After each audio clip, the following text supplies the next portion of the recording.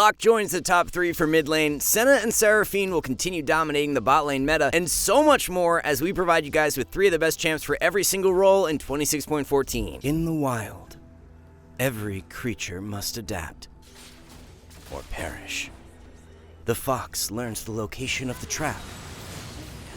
The deer remembers the wolf's ambush. Even the humble scuttler flees at the first sign of danger. On the Rift, survival demands evolution. But here, we observe a creature that refuses to evolve. The hard-stuck player. For when his rival bests him, he does not learn.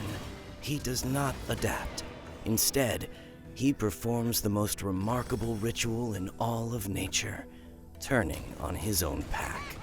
And when the sun rises, so does he, to do it all again. He has gone on 500 hunts this season, but in truth, he has gone on one hunt 500 times. Today, though, something is different. Today, at long last, he finally begins to evolve.